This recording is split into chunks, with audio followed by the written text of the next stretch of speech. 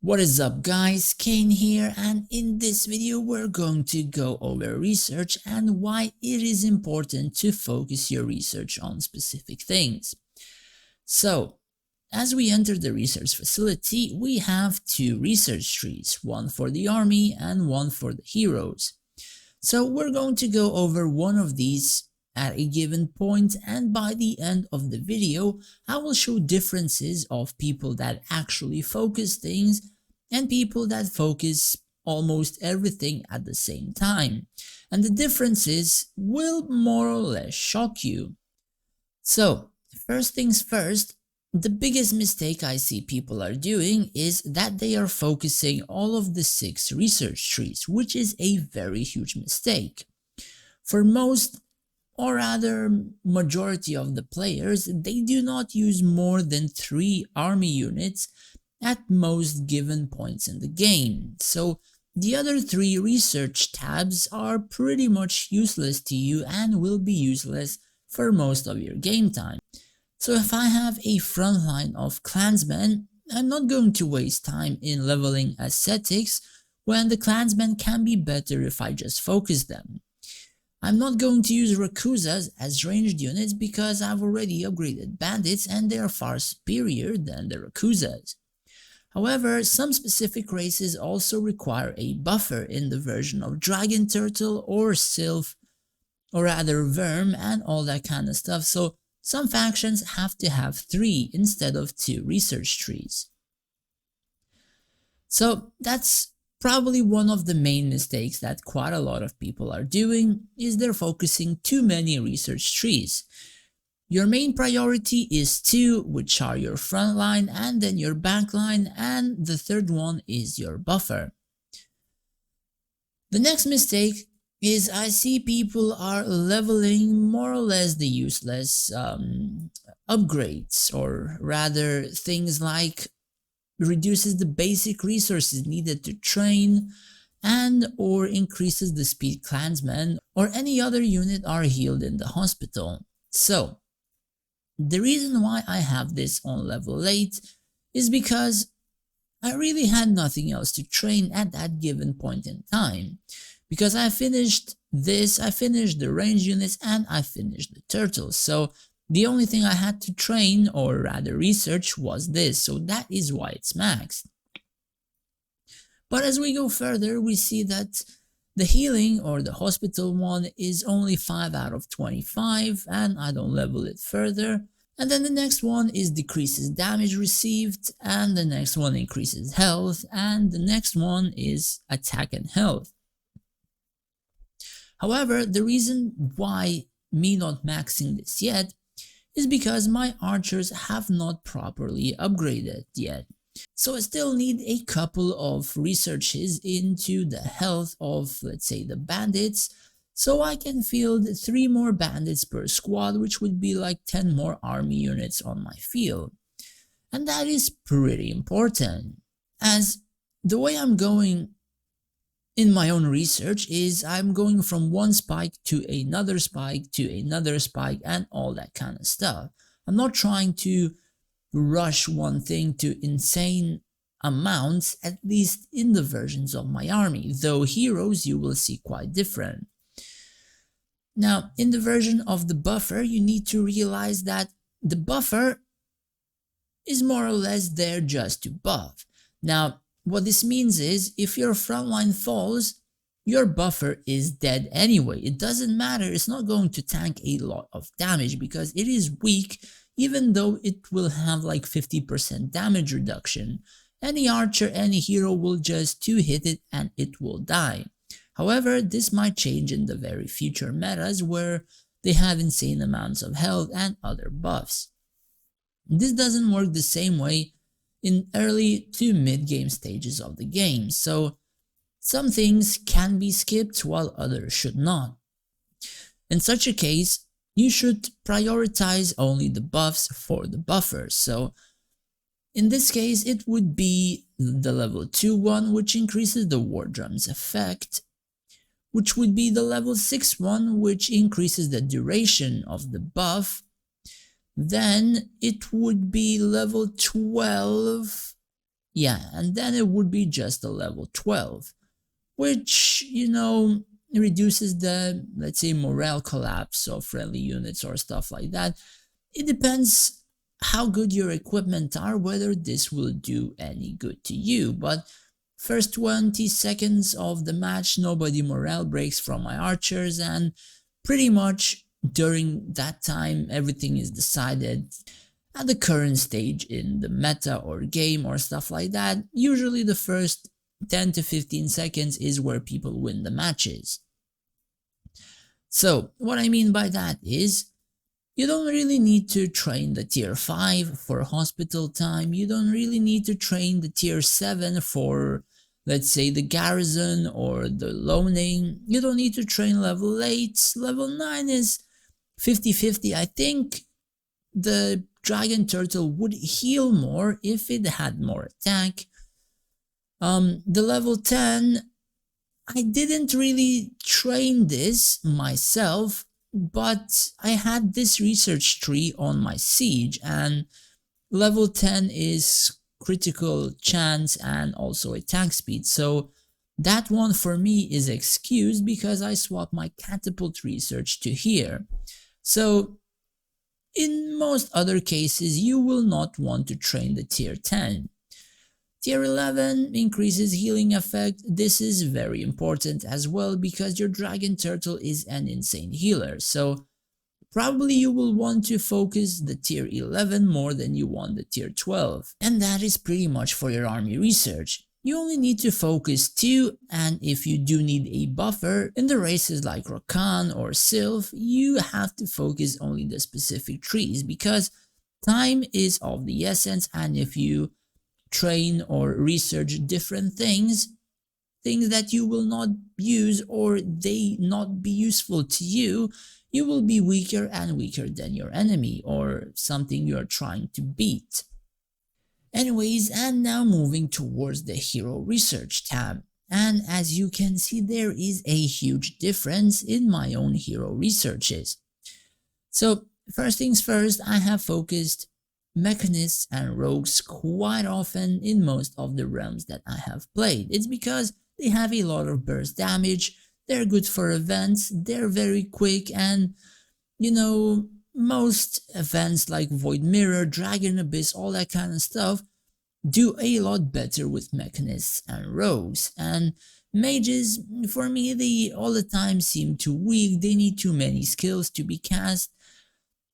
In a sense, they were on the very down low for me. However, a new mage appeared in the game, so I am not entirely sure whether the mechanists and rogues are at the very top ranks still.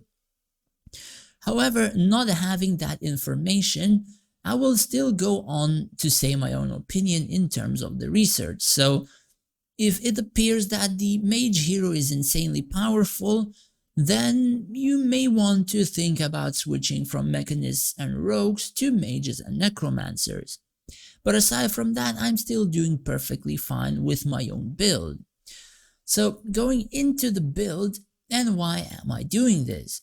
So the thing is, what the mechanists and rogues do is that they are very quick in doing damage, they do a lot of AoE damage, and you don't really need to cast their skills for them to do the damage. And what this means is, you can have like sages, paladins, gladiators, like anything else, cast skills while you're not needing to waste your crucial skills on, let's say, mages to do some damage or CC or stuff like that. Most of those skills can be centered around armies, buffing your heroes more or all that kind of stuff, instead of just popping off your mages over and over with no utility on your field. And the thing is, most of these research tiers kind of upgrades your rogues and mechanists to do more and more and more. And yes, that is like what research trees do, but it's not like you upgrade one research tree and the unit just only slightly gets stronger. No, there are a few research trees like this one, which increases critical hit chance which is very powerful. While I was leveling this and unlocked this primal rage, I think my rogues and mechanists doubled or even triple or even quadrupled in the amount of damage they were doing.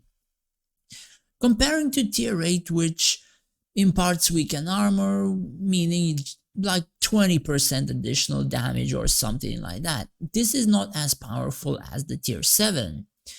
And then we have tier 9, which is attack speed. Yeah, it's good, but it's not as powerful as tier 7, which is critical hit chance, and tier 10, which is critical hit damage. Now, these two are very important for you. Sure, the 8 and the 9 will still upgrade your damage, but not as much as the 7 and the 10. Now, the reason for me skipping 11 was because this just gave me HP and would give me only more damage and more HP whenever I finish this, which would be like 2, 3, 4, 5 or 6 weeks from whenever I had this upgraded to like level 30. So it would take a lot of time. And what the tier 12 was giving was guaranteed increase of damage on rogues and mechanists, which helped me in events, helped me in PvP, and is still helping me. I mean, essentially I would take the 2 levels more than just, I don't know, 7 might, but I kind of needed the damage and I decided to stick to it. Now, will I keep going on my mechanists and rogue research after I finish 11? And the answer is strictly no. Even though I have focused most of them, the tier 13 crippling blows gives attacks for mechanists and rogues to stun targets, right? Which seems good, but it will take an insane amount of time to finish this to unlock a few buffs for your, let's say, rogues and mechanists. And instead I can use like 2 or 3 months of my time that would take me to finish that one tree from 30 to 70 and just put all of them into the general and sage heroes, which directly buffs your army. So for instance, if we take this one, it increases critical hit chance of friendly troops nearby general and sage heroes. But when you're upgrading this, you have to know which ones to skip. So for example, I will level the tier 7, I will level the tier 9, but I would skip the level 8, which is increases the evade chance of general and sage heroes. Now, why would you skip this? Is because if anything attacks your generals or sages, they're going to die anyway. Meaning, upgrading their defenses, it doesn't do anything to you, it's just a waste of your time, or rather your research time. You want to go from one spike to another spike to another spike, and this is like upgrading hospital time for most of your army, which is pretty much irrelevant for you. And a lot of people do fall for these kind of traps, which is very bad. Tier 9 increases health of friendly troops nearby general and sage heroes, which is also pretty strong. It gives your, let's say, either frontline or your backline ranged units more HP, which helps them survive any random damage that will go near it. Now tier 10 is also buffing your, let's say, general and sages, increases critical hit resistance. Now again, it doesn't matter what kind of damage lands on them. If any damage lands on them, 2 or 3 arrows from a ranged unit, they're going to die whether that hit is a critical or not. It doesn't matter, so skip these kinds of things, at least for your general and sages. And then try to focus others, like, again, buffing your army. Now, I'm not entirely sure about mages and necromancers, like, again, I'm not using them, they're too slow, they're not really that good, apart from, let's say, Ophidia, which can directly focus the backliners or backline heroes, but many others I do not find a good use for, at least at the very moment. I know Avril is good, but it takes too much investment to make her properly playable. And gladiators, the thing is, it's very hard to not have gladiators on your field as well. Most of them perform very good, but it also would take a lot of time to level their research for them to even be able to survive. And again, time is very crucial, and it depends what kind of a server you're on, what you want to do, and a lot of different things. So one thing I would highly suggest is to max the tier 7 on your gladiators and paladins. And what tier 7 does is reduces the magic damage taken by them, but also grants immunity to crowd control. And this one is very, very important. What this means is they can just walk forward and still do damage, whether they receive a spear, a cavalry charge, or whatever, because some cavalry charges, they can push away that hero and then still damage your army. And if this hero has crowd control immunity, he will just walk forward and soak 2, 3, 4, maybe even 5 chargers, and your army units may not lose even a slightly bit of HP from their chargers, or not get CC'd by dragons or any other stuff. Also, the things to focus on your gladiators and paladins. You want to skip the damage ones, which would increase their base damage. You want to probably skip the critical hit chance, all that kind of stuff, and only level the tanky ones mostly.